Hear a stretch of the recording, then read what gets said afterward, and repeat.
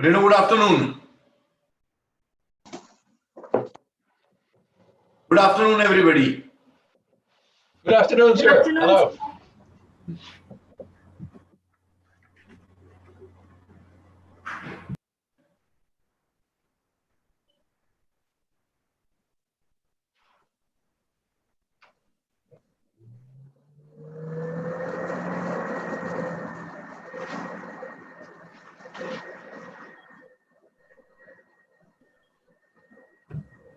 Good afternoon, sir. How are you? Good afternoon, Renu. Good afternoon. Your order, I am there. In whatever shape I am, but I will do my best. No, thank you. Thank you. So how was your vaccination? No, vaccination took only 15 minutes maximum. I was from home to home, it was 1 hour. It was in less than 1 hour in Lilavati. But then in the later part in the night, I developed fever. I felt shivering and I developed fever. So in the morning when I checked, it was 100.5 Fahrenheit. And now it's about 99, but I can live with it. And I know that it's not serious. It's actually good because it proves that my vaccine is working. Oh, that's great. Yes. If the reaction is there, it means it's not a placebo. Oh, It's a real vaccine. Great. So let's hope for the best. I think by tomorrow everything should be all right. Thank you. Thank you. Tomorrow also I'll rest and then it will be all right. Hi guys, can you hear me? Yes. Good morning. Good afternoon. Yes. Good afternoon. Good. Yeah. Hi, Mr. LA. Hi, Yale, sir. how are you? Hi. Good morning.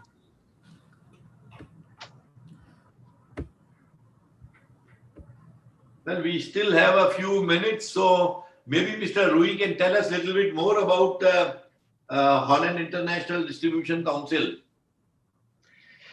Yeah, sure. Yes, we are a council, non-profit council founded in 1987.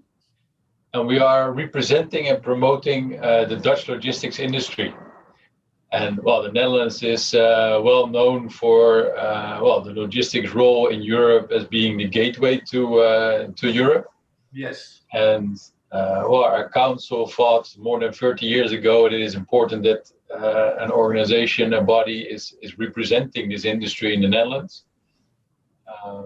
And well, that's still the recipe today, actually. So we're helping foreign companies with setting up their supply chain for Europe. We do that on a global scale. So we focus on the major regions around the globe, US, APAC, and myself, I'm responsible for the west coast of the US as well as India for business development. And well, very nice to be here today with you to tell a little bit more what's going on in Europe at the moment and in the Netherlands, and how our process could look like when Indian companies are also considering to move the supply chain to Europe. How is the pandemic situation in Holland? Are you under lockdown in Holland or everything is normal? No, we're still in a lockdown. Gradually, we're opening up, surely but slowly, because, well, in parallel, of course, well, you've got your vaccine just now. Also in the Netherlands, the vaccination process is picking up speed. So more and more people are being vaccinated. So I think summer will be a turning point where things will be loosened again, where also I read this morning travel within the EU should be possible again once you're either vaccinated or you have a negative test.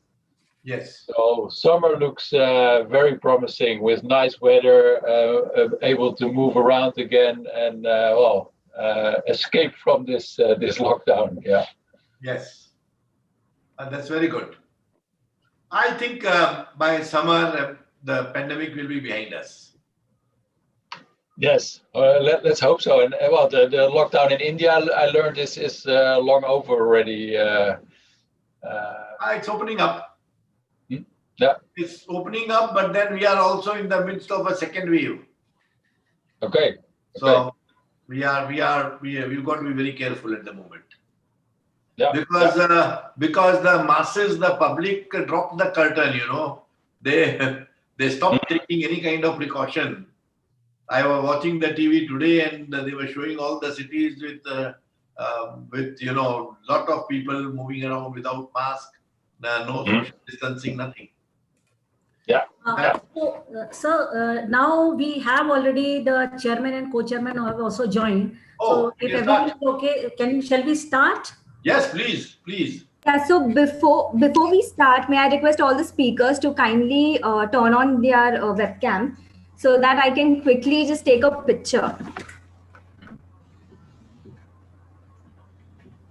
Yeah, just a minute. Dr. Jacob, can you please turn on your webcam?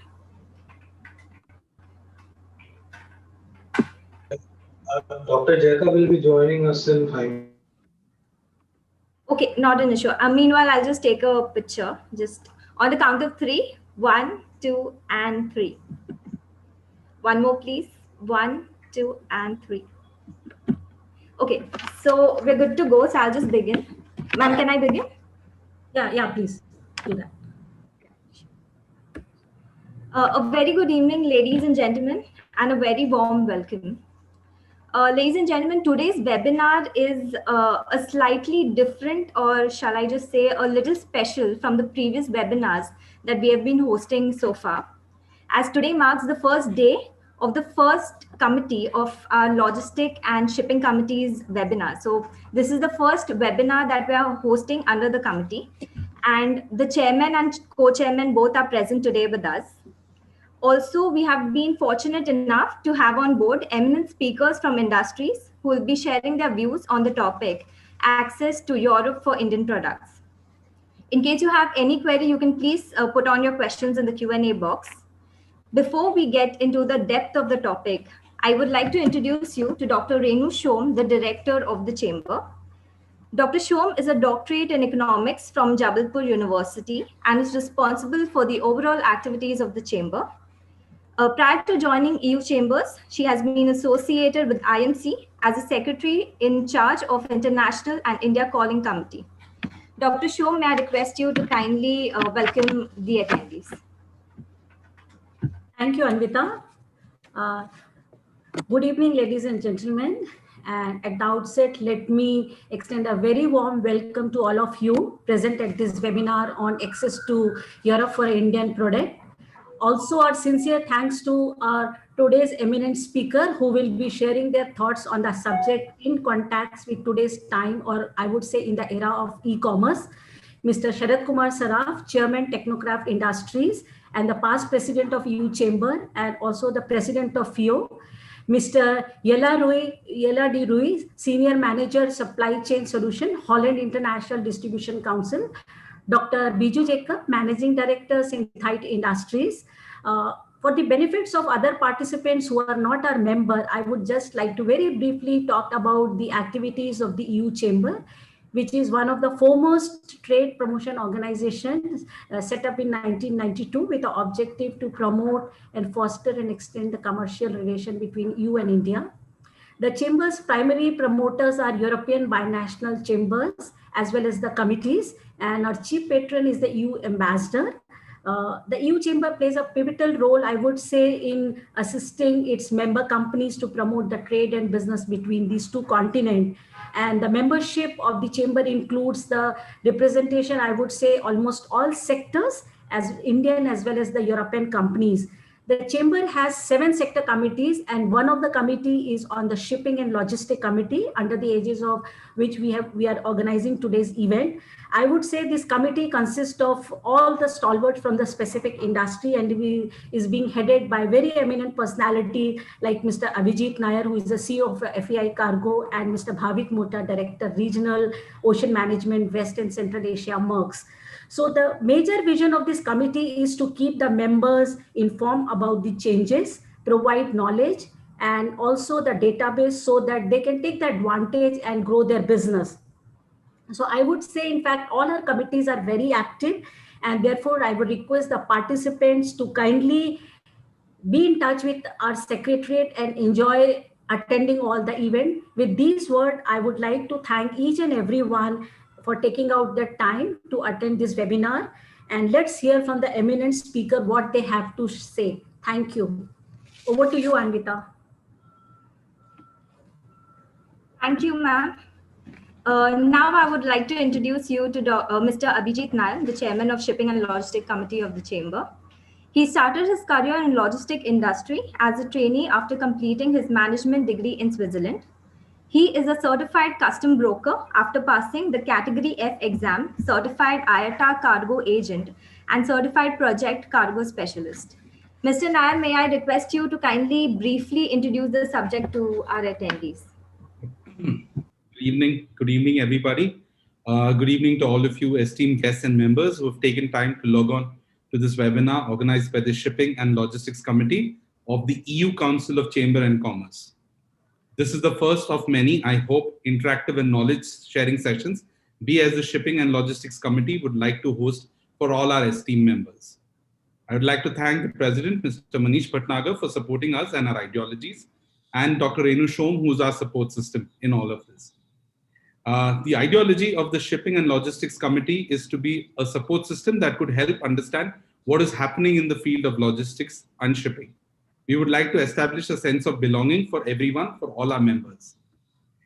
We are all here to see how we can grow our business. In the age of e-commerce, everyone in the world wants everything to be delivered quickly. And hence the concept of being locally available has gained more significance. Today, we are going to touch base on some of those points.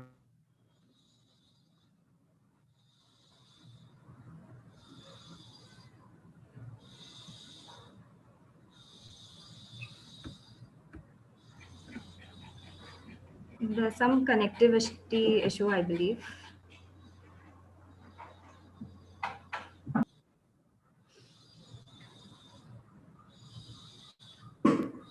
We just wait for 2 minutes for him to rejoin. If not, we'll move on to the next speaker. I think he should disconnect and rejoin. Yes, sir. If you have his phone number, you can call him up and tell him to disconnect and rejoin. Most of the time it works.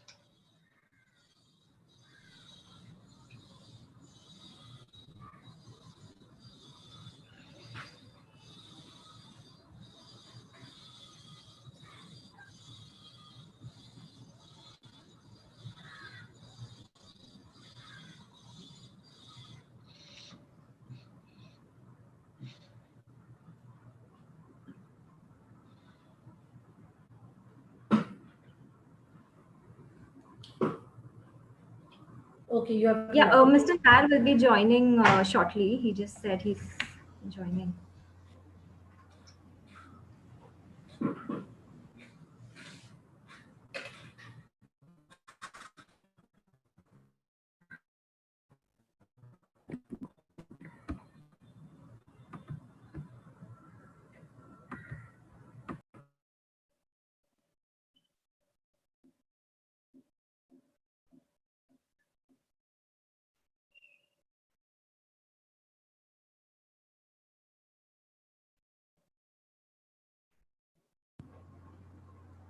Ma'am, if you don't mind, can I move to the second speaker then?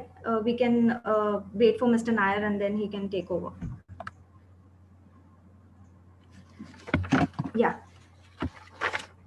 Okay, so ladies and gentlemen, it's time for me to introduce you to our first speaker, Mr. Sharat Kumar Saraf, Chairman of Technocraft Industries India Private Limited, a 3-star export house listed in Bombay Stock Exchange, manufacturing and exporting wide range of engineering products and textiles, having 5 factories in India and 1 in China, and distribution center in the US, UK, Australia, Poland, Canada, and New Zealand.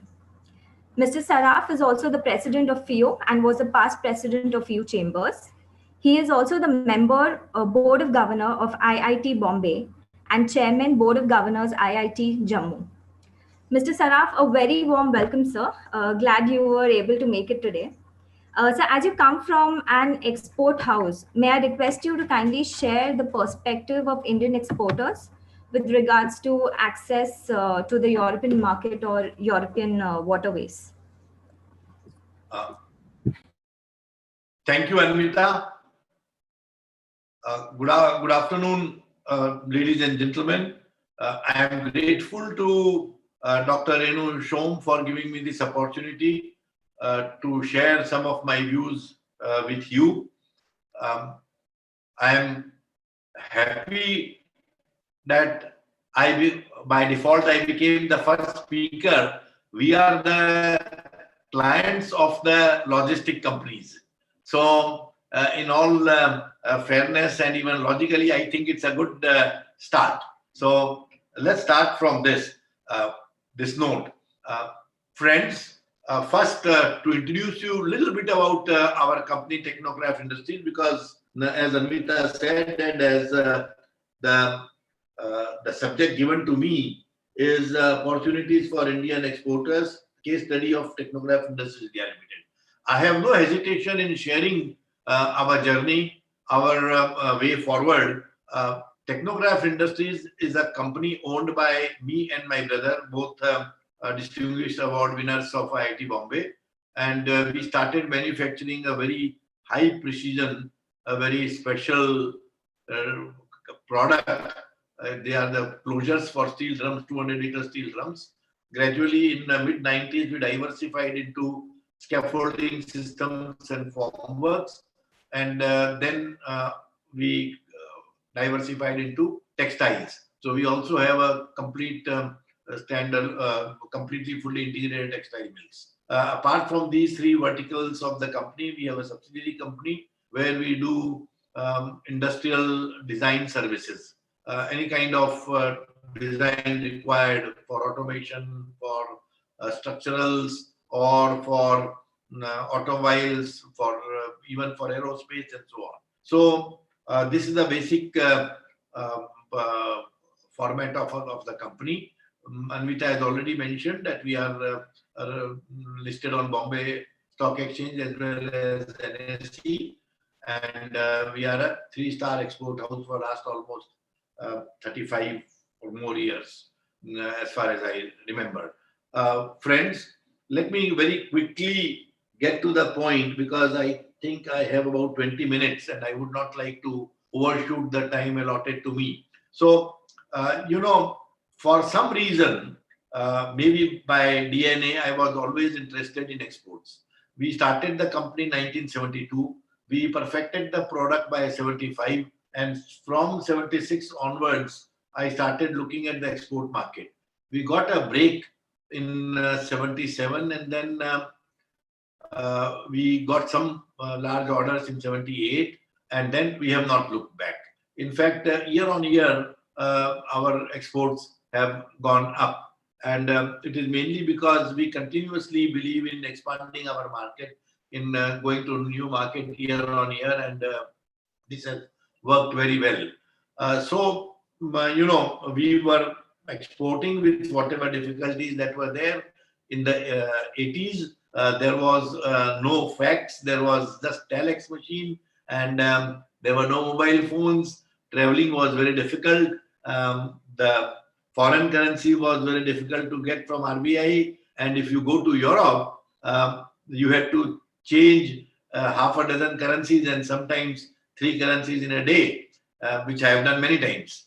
Driving from Germany to Belgium to Holland and back, you have to change into 3 currencies on the same day. Well, those were the days, and I do remember them fondly. I was at least 30 years, 40 years younger. So, I really didn't have a problem as such. But then in 1990-91, the government of India opened Indian economy. Mr. Chidambaram was the commerce minister and Manmohan Singh was the finance minister under Narasimha Rao cabinet. And they did some path breaking, they took some path breaking steps, which I don't think any time in history such steps have been taken. Now, we now talk of reforms, but if you really want to know what reforms is, you should go back in 1991 and 92 and see that reforms this trio did. This combination of Chidambaram, Manmohan Singh ji and Narasimha Rao ji. So they opened the economy, and as soon as they opened the economy, the first thing I thought was, if you really want to sell and serve the customer, you've got to be as close to the customer as possible. Geographically, we found that the large market which would appreciate our quality and our service was Europe. And that European Union had been formed, but it was still in the process of evolving. But in any case, we set up first shop in Manchester, England in 1992. And I'm very happy to tell you that the company has done well over all these years, about 28 years now. And we own the real estate where we are. It's a large building in an industrial estate. It's doing quite well. And it is also supporting our engineering design services activities in England, as well as it supports anything else that we wish to do in the continent. Now, subsequently, when we started the textile business in 1996, I had some relationship with Hungary because there was quota systems that time on export of yarn. You could only export yarn if you had the entitlement or the quota. And this you got either by your past performance or you had to buy it from somebody. Now, I had no past performance because I was new and I could not afford to buy because then it was not economical. So the solution was to park myself very close to Europe, and the closest was Hungary, which was, even at that time, it was reasonably developed and the systems were in place. So we set up shop in Hungary. We shipped 2-3 containers, but as soon as the 2-3 containers were shipped, the market crashed. And when I was shocked, and when I asked why did this happen, so my friends there told me that it seems you do not know the basic economy. The Hungary population is only 10 million. So in 10 million population, what do you expect? How much yarn or how much fabric or how much textile can you sell? So I was put in a big difficulty. And the next solution was to find another location close to Europe. And then I was told that Loch, which is in Polish language called Viju, because they slash the L and then that becomes V. So they said Viju is the Manchester of Central Europe, Manchester of East, and it was in the Comecon times, it was designated as a textile center. So promptly I went there, not knowing a soul, not knowing any language, and hardly anyone spoke English in Poland. So I paid more than my room rent to a girl who was translating between English and Polish. But then there was no other option. So we set up a very nice office and distribution center in Loch, Poland, which is about 120 kilometers southwest of Warsaw. And that office has done also very well. We are today one of the largest yarn distributors in Poland. And we have also, about 10 years back, added sale of our scaffolding. And we also sell drum closures in Poland. Drum closures, we have almost 100% market. And scaffolding also, we have a reasonable market size. And yarn, we are the largest. And that there also, we own our own property. We have about 2,500 square meters of warehouse, showroom, and office, which is owned by us. And all this purchases have been done from our own internal accruals and by working hard. But gradually, as the Hungarian economy, faltered and the business was not doing well, we had to shut down our office in Hungary and integrate it with Poland, which was good. So now in EU, or let's say erstwhile EU, because Britain is now out, we have a large presence in Poland, and we also have a fairly large presence in Manchester.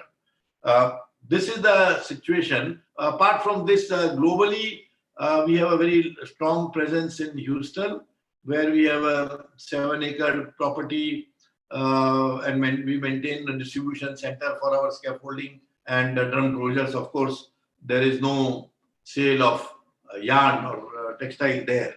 So we have a significant presence there. We have a factory in China producing drum closures and scaffolding systems. This was very interesting because the Chinese started producing drum closures, and I thought that will be the end of us.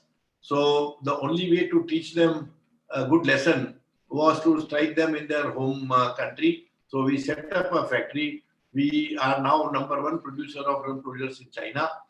We are in fact the largest producer of drum closure in the world. And presently there are only 2 successful producers, ourselves and an American company called Drive. So there are other small players, but they are not very significant or very important. So apart from that, then we set up a warehouse in Australia, which is also doing all right, except for this COVID period when the sale has gone down. But as Australian government has been quite generous, and they gave a good incentive package, which will make us survive there. So this is the situation. Now we are exporting to more than 60 countries worldwide, and the last country that we need to export is Japan. So for last 3-4 years, we are working hard to start business in Japan as well, which hopefully we should be able to do it shortly. So this is the situation. Now coming back to the main point of EU, European Union. Let me first share with you India's performance with EU. In 2020, calendar year 2020, we exported to EU, excluding UK, US dollars 38.5 billion, which is 13.92 of nearly 14% of our total exports. So you can see that EU is a very significant partner. And if you consider only merchandise export, and if you combine it with UK, then they are our largest partner. Our export to UK in 2020 was $7.9 billion, which is 2.86% of our exports. Now, coming to imports, we imported in 2020 from EU $37.70 billion, which was 9.87% of our imports. And from UK, we imported only $3.1 billion, which is 0.82%. So our import from UK is significantly less, but we have a significant export to UK. If you combine UK and EU, then we have a positive trade balance with EU plus Britain together. But otherwise, it is not so bad. 38.5 billion export and 37.70 billion import is quite close, taking UK out. Now, as you know, UK is quite different. It is separate, and that throws up great opportunity to Indian exporters because we expect, at least from FIO, my knowledge in FIO and my interaction with the Commerce Ministry, I understand that we are now working for a very favorable free trade agreement with the United Kingdom, which should happen. Actually, it would have happened much earlier had this damn pandemic wasn't there. We were expecting the Prime Minister Boris Johnson during the Republic Day as a chief guest, but then he couldn't come because of this pandemic. But I think we will have, because earlier, see, we have ethnic relationship with UK. One of the main reasons why we went to UK in the first place in '92 was because we have similarity of law, we have the same language, we share a lot of values and customs and etiquettes together. So it was very easy. So that became a sort of gateway. In fact, I forgot to tell you, we manage a warehouse in Hilden near Düsseldorf in Germany. This is being managed by our company in UK only. So UK serves as an important sector distribution for Europe. So friends, one good sign is that we may have significant opportunities in export to UK. Now, as far as EU is concerned, there are difficulties in starting. They need first very high quality, and it takes a lot of time to convince the Europeans that our quality is as good or better than anybody else. And at least 20 years back, till 20 years back, they had this mental attitude that if it's from India, it's got to be 15-20% cheaper. But we have managed to remove that idea from their mind, and now we are commanding good respect, and Indian products, goods and services are welcomed in EU. But they are obsessed with the quality. In fact, my own experience of working in US and UK, and both the countries, we have about $35-40 million of export. In EU, probably a little more. But my own experience is the quality requirement of EU is far more stringent than in USA. And it is only a little bit less than the requirements in Japan, which is still higher. So you got to be very careful about the quality. That's number one. Number two, they are also obsessed with registrations and certifications. So a lot of testing is required to be done in their laboratories in Europe, and that's quite expensive. But there is at the moment there is no way out of this. So as far as we are concerned, all our products are tested and registered and approved. And over a period of time, we have gained a lot of loyalty also, customer loyalty also. But for my friends who are here today, if you are already doing business in EU, then I would strongly suggest you use services of Mr. Yelde Rui. We used to maintain a warehouse in Amsterdam some time back. And from there, we were also able to ship to Hungary, for example, from Rhine by barges. So Hungary is a landlocked country, but from Antwerp, it was possible. And we were able to ship to Switzerland from Antwerp. But you can do the same from Rotterdam as well. I have extensively traveled in Rotterdam and seen the Rotterdam Port myself. It is a fantastic, most efficient and a very large port. We have several good customers in the region, and Holland is a very friendly, I must say, it's a very, very friendly country. And you will do well to consider Holland as your gateway point to start. But one thing is for sure, that if you want to do volumes, if you want to consider large business, then you need to stock your products and you need to offer quick deliveries. Because, these days, you all are aware about the problems in shipping, problems in availability of containers, and the freight and so on. So everybody is worried that, there could be delays, and everyone wants just-in-time delivery.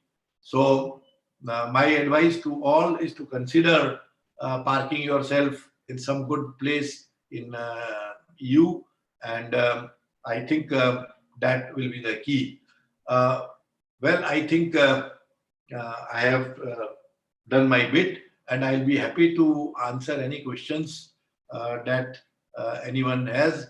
And I'm also available on email anytime that you want. So thank you very much, friends. Thank you. Thank you, President. Thank you, Mr. Saraf, for sharing your experience and all.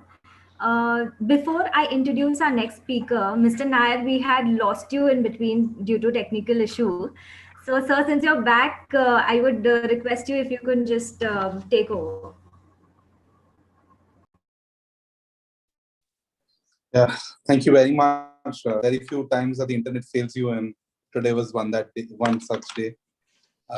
Anyways, I mean, I wanted to just thank everyone for being a part of this webinar. It's a really interesting topic. As Mr. Saraf has already spoken, EU is one of the biggest buying powers in the world because they are one country. So, you know, if you consider EU as different nations, yeah, they're small, but as one nation, they're a really big country. And that's why it's a very big opportunity for us as Indians to explore. And today is the time when the Amazons of the world and everybody is working. So it's important that everybody wants things quicker. Everyone wants things faster, and they're willing to pay a little extra for that. And in that times, it is important for us to look at how we can be a part of all these businesses by ensuring that we are at the market. So the concept of being locally available is now the next growing thing. Anyways, that's all that I would like to say. And let's move on to our next speaker, Anvita. Thank you, sir. Thanks a lot. Our next speaker, ladies and gentlemen, is Mr. L. De Roy, Senior Manager Supply Chain Solutions of Holland International Distribution Council. His main area of expertise is contract logistic, but also has in-depth knowledge about freight and tax. He has worked in countries like Germany, Singapore, and South Korea.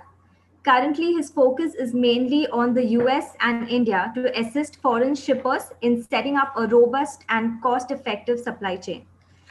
Mr. L, this is the second time that we are hosting you, and it's always been a pleasure, sir, to have you. So, I would request you if you could guide our attendees on how they can serve their European customers from logistic perspective in the age of e-commerce. Thank you very much for the introduction, and very nice to be here this afternoon with you. Indeed, very nice that we have done some more sessions in the past already, and well, look forward to do more in the future as well. I think it's very nice that we can connect our networks from India and in the Netherlands in a very strong manner. Yeah, I'll touch upon some logistics subjects today, and well, look forward also to the Q&A afterwards. But I'll share my screen to show you the topics of today. And well, e-commerce also in Europe and due to the pandemic has really grown tremendously over the last year as well. So, well, that's the key objective of today, to tell you a little bit more about that. But it is also true for business-to-business supply chains, of course. So I'll start off with, well, what's new in Europe? How can you best service your European customers in both the post-pandemic but also post-Brexit world? Then looking at well, the e-commerce boom. What is the best way to reorganize your supply chain in that respect? And well, a few topics about the Netherlands and why we are the gateway to Europe. When you look at our council, we were founded in 1987 by the Dutch logistics industry. And well, in the meantime, we've grown to a council with more than 300 members, all active in logistics or well, associated companies. You can see here the logistics infrastructure, for example, Port of Rotterdam and Schiphol Airport are among the founding fathers. Then the logistic service providers, well, about half of our members are logistic service providers. The names you see here are really the global players with their Dutch entities. There's a few more of those in our council as well, but we've also got many niche players active, say, for example, in e-commerce logistics or in life science logistics or in chemical logistics, agro-food. So a really broad base of members and logistic service providers that can assist shippers from many different industries. Then the facilitating companies, think of the big four tax companies, but also many boutique players in this area that can, for example, act as a fiscal representative for a foreign shipper. And then also the regions in the country, well, the Amsterdam region, Rotterdam region, but also the regions where from the port of Rotterdam towards the German border, you see a lot of warehouses, and towards the German border, you see them become bigger and bigger. All these regions are also associated to our council. And with that network behind us, we are a 14 people strong and also small organization. But with this network behind us, we can really help foreign shippers very well in setting up their supply chain for Europe. So we focus on exporters from North America and Asia, and we give them neutral advice on their supply chain setup for the European markets. We have an intake, and then with the information we get out of a conversation and a logistics questionnaire, we will link them to our network, so to our members, and make sure they are introduced to the right partners. And what we do is free of charge and confidential as well. So what's new in Europe? Well, first, Brexit is a very hot topic at the moment, and also at HIDC, due to Brexit, we are very busy. And many companies are redesigning their European supply chain. And for January 1st, of course, the new relationship took effect. And now, well, what you saw pre-Brexit with the European DC in the UK is a model which is not working any longer for many kinds of operations. Think of e-commerce, think of food shipments. There is now, well, a third country as a neighbor, and well, with all the import-export declarations, a total new supply chain has to be managed. So what we see a lot is now that companies are moving short-term. In our case, when they contact us, but also many of our members are contacted directly to have a maintenance solution in the Netherlands, and from there supply the European market. And most probably longer term, also depending on the setup and the company specifics, it would make sense to have a European DC in mainland within the EU borders. We've seen a drop in exports from the UK to the EU by 2/3. So it's been really a dramatic drop in exports.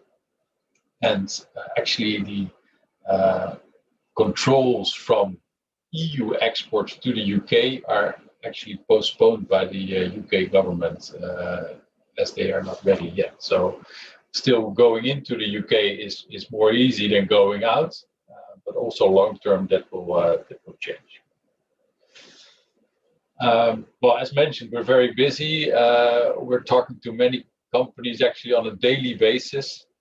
We have phone call after phone call to help them sort out their supply chain for Europe. And yes, so as mentioned, it really will be a redesign of a European setup from the UK. And this is true not only for UK companies, but also for North American companies and other companies that started their European distribution from the UK. And now are forced, due to the new legislation and new rules, to move out of the country. And actually, an article in The Guardian, January 23rd, also stated that in order to be and remain successful in the European market, it's wise to set up a warehouse or operation within the EU.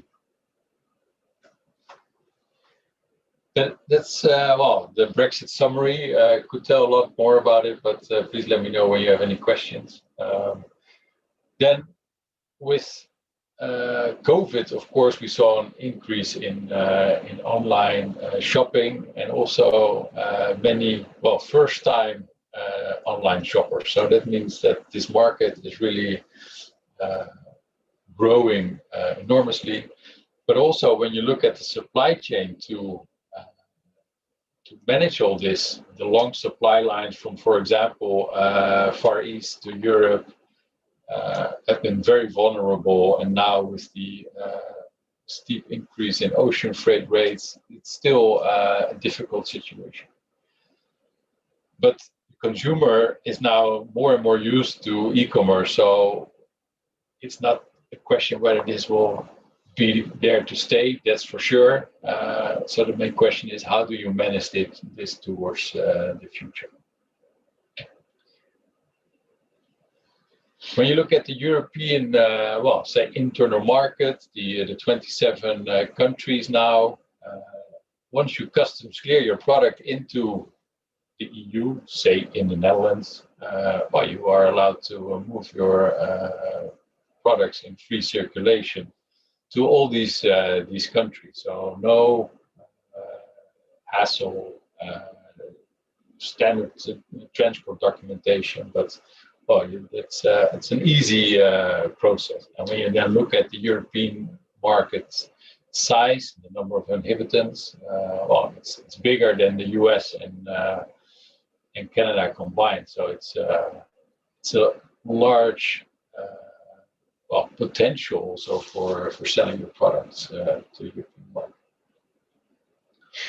And interestingly, also besides the economic or the e-commerce boom and moving more people moving online, we also see that within the EU, many consumers are used to buy cross-border. So maybe a German web shop or a French consumer would buy on a Dutch web shop, and vice versa. So this is a very interesting development that also for online shoppers, the market is very big. So you don't need to focus only, say, on the Dutch e-commerce market. And then you talk about 220 million consumers. And what is important then to have managed and to set up well is, of course, the customer experience when shopping online. So convenience, speed of delivery, cost transparency, good customer service with a good return service, etc. And this is true for business to consumer, as we all know when we shop online, but this is more and more so also true for business to business transactions. Companies are expecting similar services. So when you then look at the European market, of course, it all starts with a roadmap for entry.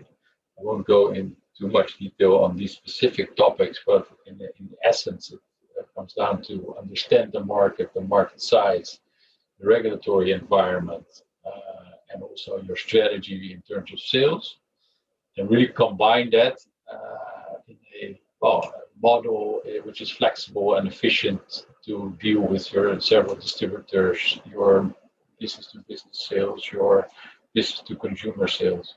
And your logistics setup behind that is really key to success. So logistics is allowing you to have higher conversions, to have your customers come back for additional sales. It's really supporting you in achieving your business goals. So it's also important that you set it up right the first time, and you don't miss out on any chances there.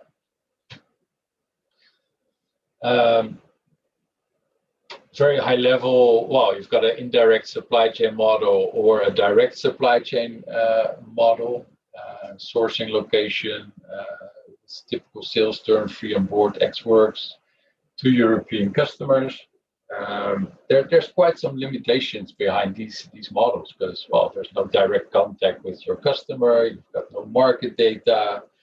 The distributors are serving more manufacturers often, so what insight do you have in the market? Difficult to anticipate outside forces, longer lead times of your product. And actually, by having this setup, you're not competing with local players. So the local player will be able to sell in different quantities with shorter lead times. So it's a different model. And also your customer in Europe would need to manage this shipping. They would need to pay import duties and taxes. So this is all, well, less efficient and also less attractive for your European customer. And these are some thoughts they might have, saying, well, your lead times are too long, I want to order smaller quantities, I want full pricing, so including the logistics activities. Service levels, very important. And these kind of thoughts could come to mind at your customer side. But also at your side, you might think, well, am I getting most out of the markets?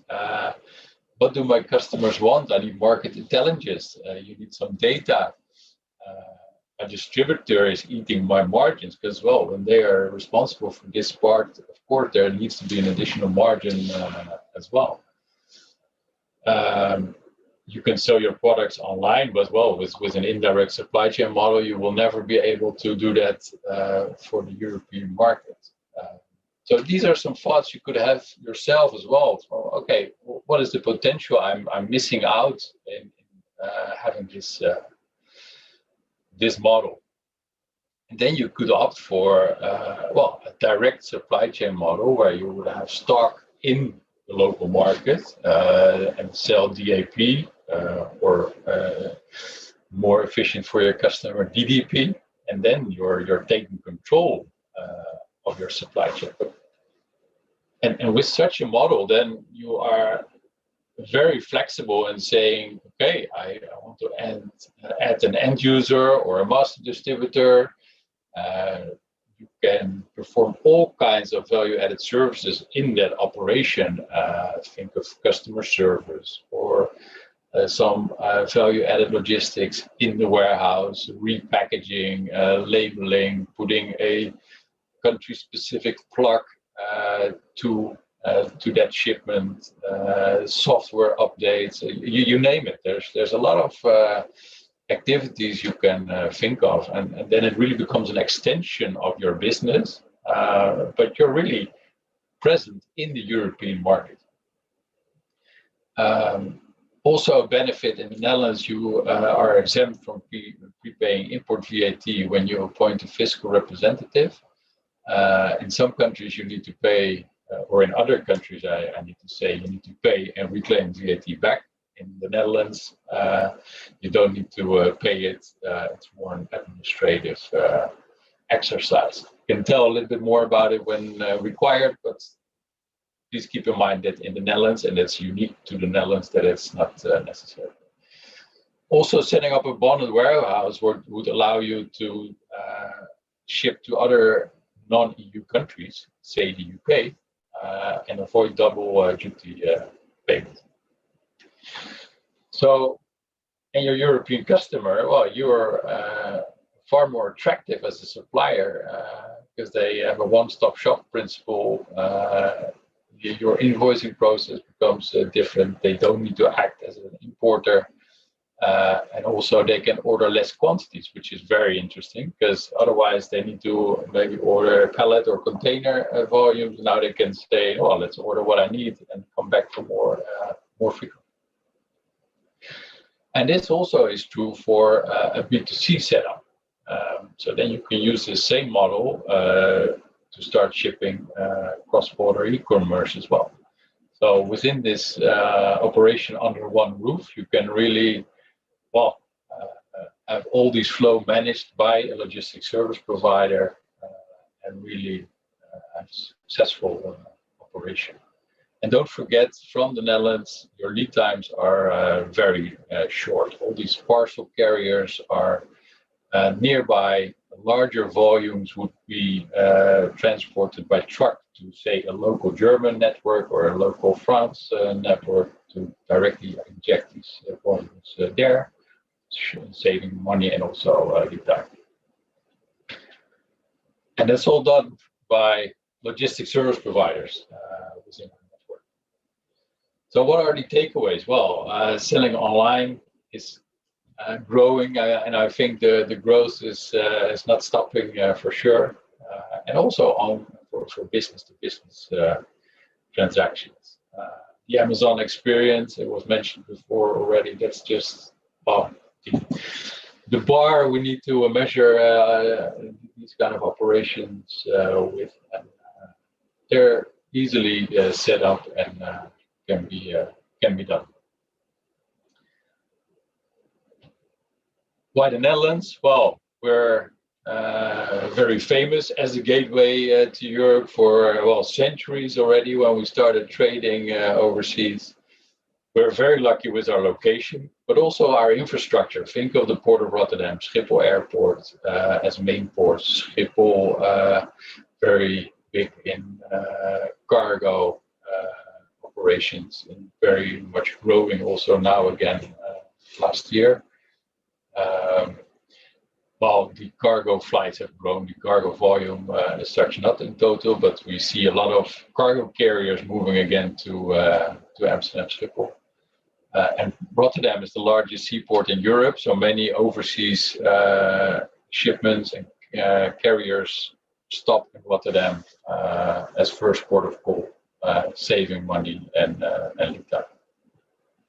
And also because we're such a dense network of logistics companies, it's really a breeding ground for innovation and also collaboration among peers in the industry. Some other rankings of some lists, for example, the Global Connectedness Index from DHL, we're ranked #1 for years in a row already, but also the World Economic Forum and IMD put us on the list first with these rankings. We give advice on supply chain. We can match you with the right partners for logistics, tax, and compliance. We can also assist you in a fact-finding trip. Should we be able to travel more again, we can show you around and take you on a trip to our members. And as mentioned, it's confidential and free of charge.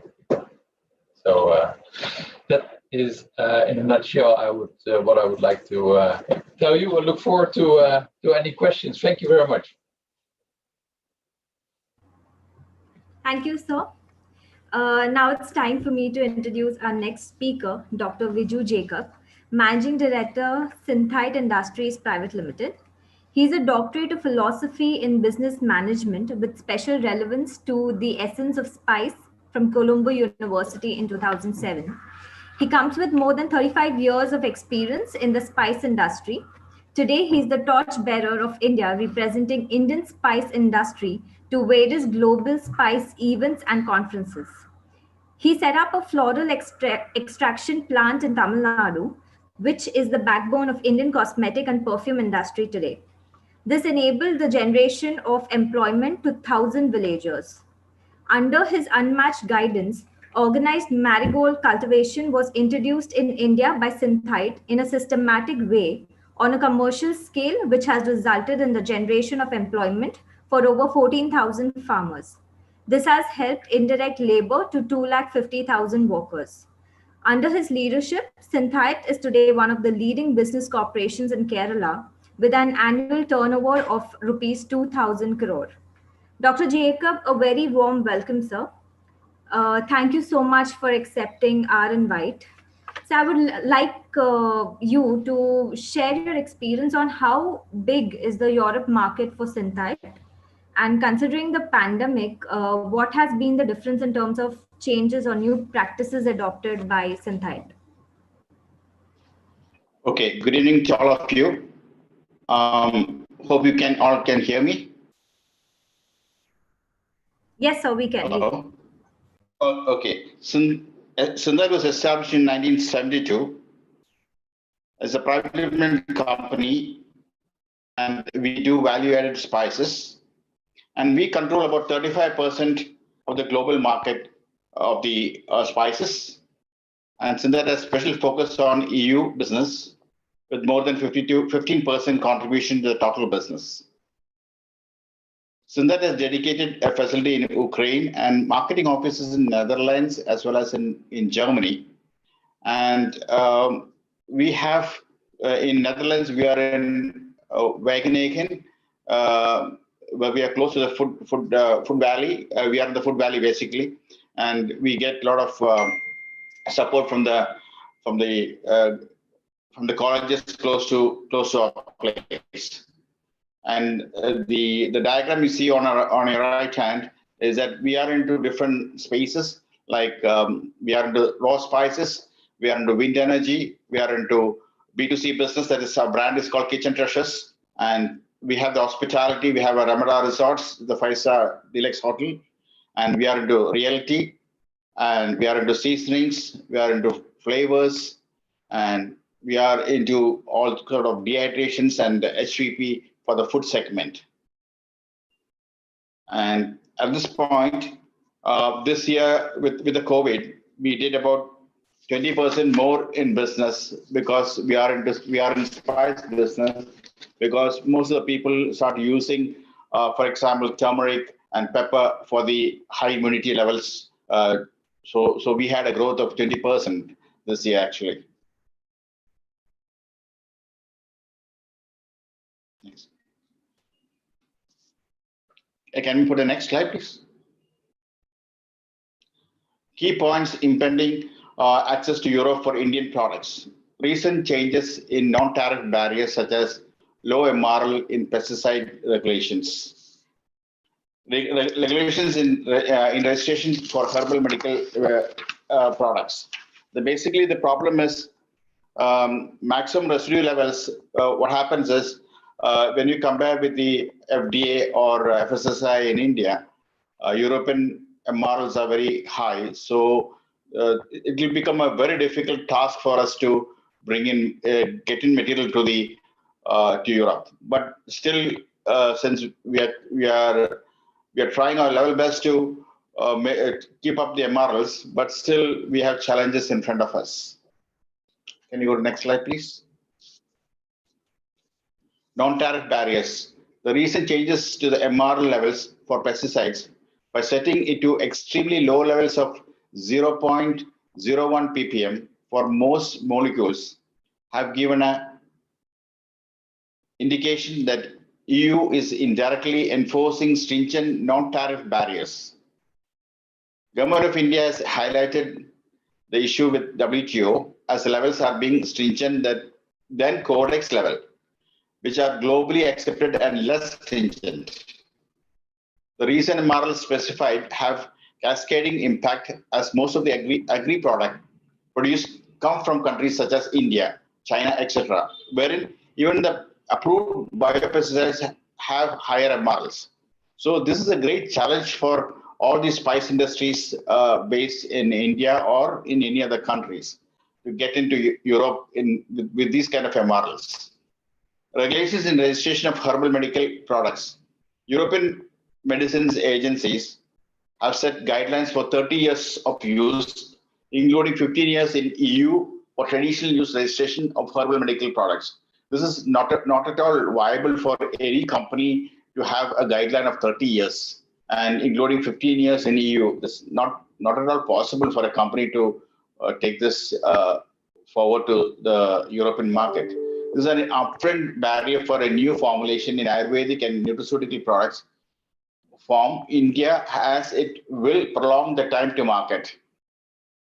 Even for registration under well-established use, marketing and authorization, efficacy study on medicinal use with EU for at least 10 years is required. Easing of the above guidelines is required for giving a competitive advantage to the Ayurvedic and nutraceutical products from India. So these are the challenges that we face when you look at the Nutra side as well as the MRLs for spices extract. Because when you do the spice extractions, see, I don't think so that, when you make MRLs like that, so you should understand the difficulty of getting to that sort of MRLs. It's so difficult because when you do extraction, what happens is the spices getting concentrated. So whatever pesticide is there in the spices will get concentrated and the MR levels goes up. It is not that any company is putting pesticide into it, because when we buy from the farmers, we are doing a backward integration at the same time, but still we are facing this problem because of the due to bad weather conditions, other things. A lot of other issues are happening with the spices. So it's a challenge for us actually, and I would like to take this up with the European standards, people who are making the standards. Basically, we would like to discuss with them because it's more than the codex. So that is the biggest challenge. Can you do the? So, thank you so much. Thank you so much, Dr. Jacob. Also, sir, we understood that your birthday is on March 20th. So we would just like to wish you, sir, in advance a very happy birthday from the chamber and its team, sir. Yeah, thank you so much. Thank you. Thanks a lot. Now, ladies and gentlemen, it's time for us to take the Q&A. So, Mr. Nair, may I request you to kindly take the Q&A? Yep, please.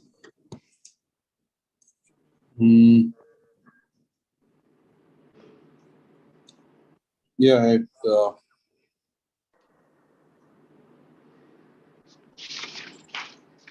we have a couple of questions from some of our members, like Mr. Ashish Moitra and Mr. Ritesh Shah, who's asking about the, about very specific questions regarding their products.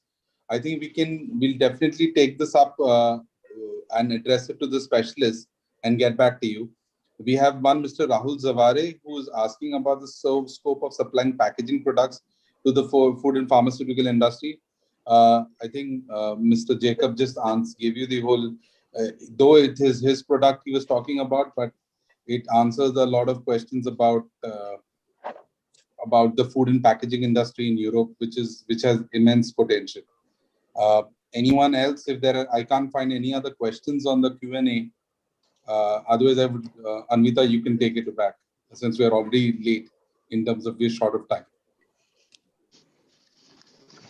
Okay, sir. So I'll just, since we're done with the Q&A, now let me introduce you to Mr. Bhavik Mota, the co-chairman of Shipping and Logistic Committee of the Chamber. He is the Director, Regional Ocean Management West and Central Asia of Merck's. He brings about 19 years of solid experience in shipping and logistics from various roles in commercial operation and trade management across West and Central Asia. He holds a management degree in marketing. Mr. Mota, I would request you to share your opinion, sir, and also to summarize very briefly all the speakers, since you've heard all the speakers, their views. If you could just summarize their views as well. I will do that. Thanks a lot. Hope you guys can hear me loud and clear. Yes, sir, loud and clear. Wow, thank you so much. I think thanks a lot, first of all, to EU Chambers to organize such an event.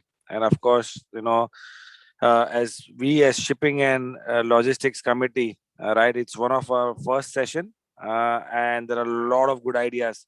So before I go into the specific sessions, we have some good events lined up for the rest of the year, which we'll share the details very shortly. First of all, big thank you to Dr. Viju, to Mr. Sharat and Mr. Yele, to sharing their perspectives in detail.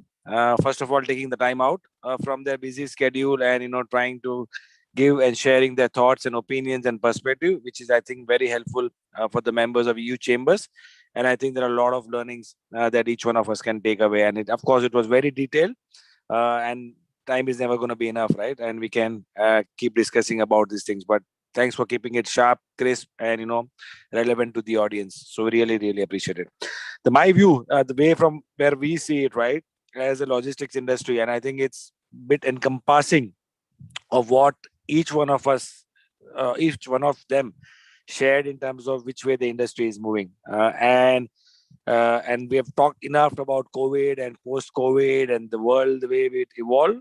I think what customers are looking for, and that was even more relevant before COVID, and it will be still relevant post-COVID, is a greater resilience in the supply chain. Because if you see what we're talking today, it's mainly about India to Europe market.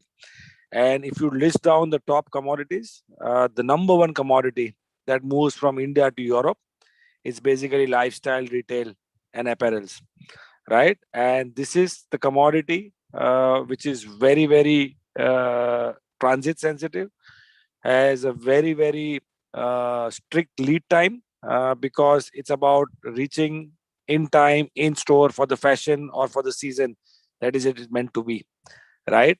So the relevance of having a very, very predictable and resilient supply chain is super important when it comes to moving a product from India into European ports. Of course, you have North Europe and Med, and you also have commodities like styles and agri commodities that moves, and agris are also very perishable. So the transit is very, very important.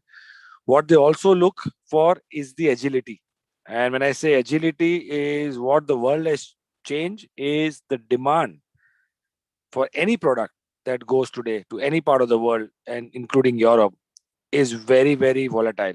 I don't think anybody on this forum or outside can predict what the demand is going to be for any product over the next 6 months.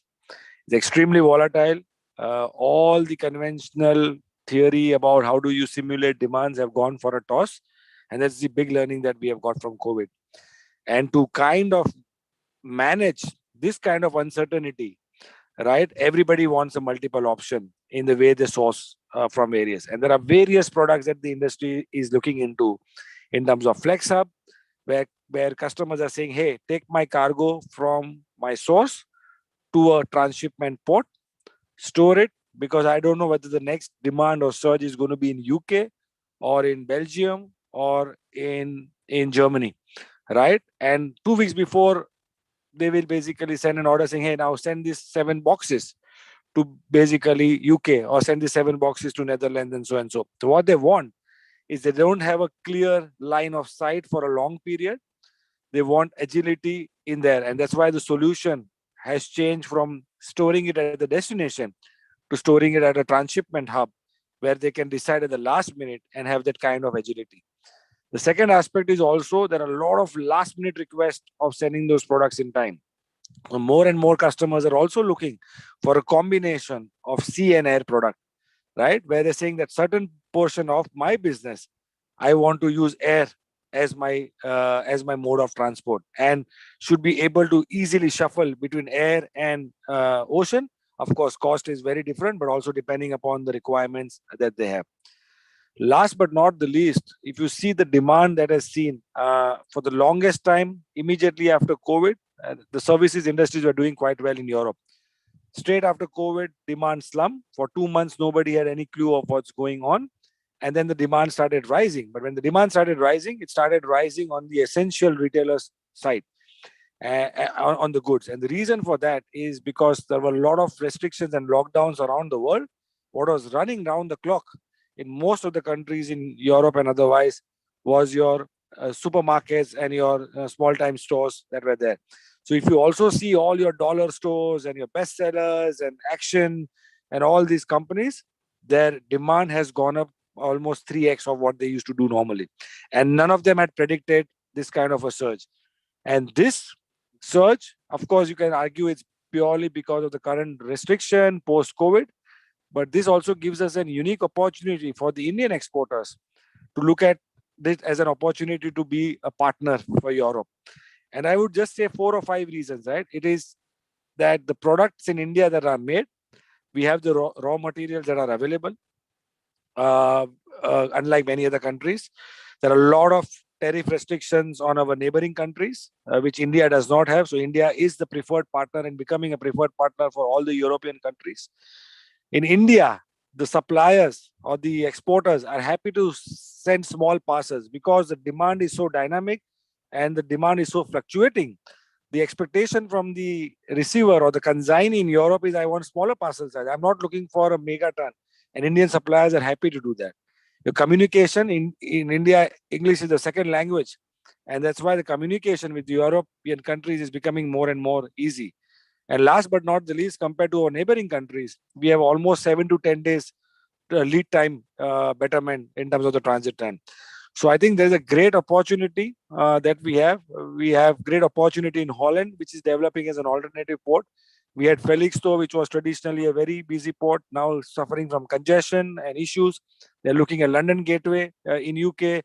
There is Bremerhaven. There is Hamburg in Germany. There is Rotterdam in Netherlands. And all of these ports are very well connected to the hinterlands, provide a lot of hub and spoke solutions. There are a lot of investments in warehousing and distribution, in 4PL, in supply chain management. And most of the customers are looking for an end-to-end solutions, right? Where they basically want to play a bit more agile and be a bit more ready to open the market. And I think each one of them covered those points. So I think there's a great opportunity. I think we need many of such sessions, which can basically help our members to understand the dynamics of the business, the way the world is evolving and changing. And I think this is only the start that we have to this committee. And there are many more sessions, even more in-depth analysis around this in the coming days. So once again, thank you very much for all the participants for joining in. Thank you very much for all our panelists for sharing insights into the various aspects of the business. And it was a very, very engaging and a very, very learning session for all of us. So thank you very much for this. Over to you, Dr. Renu. Thank you so much, Mr. Mota. Once again, I would like to thank all our esteemed panelists for joining us this evening. Thank you for taking out the time from your busy schedule and enlightening us, sharing your views, your knowledge about the topic. It was really definitely a very interactive session. I can see there are attendees who are appreciating the session. So definitely we should look forward for more webinars as such. I would like to thank once again all our attendees for participating. And definitely, I hope you found it really useful and interesting. So thank you to all. I would also like to request all the participants, they can write back to us with their queries and all, which we will try to, pass it to our speakers and will, forward it to you because of the paucity of the time. Thank you very much. So we can end the session with all permission of everyone. Yes, with this we close the session. Thank you so much once again. Thank you. Thank you.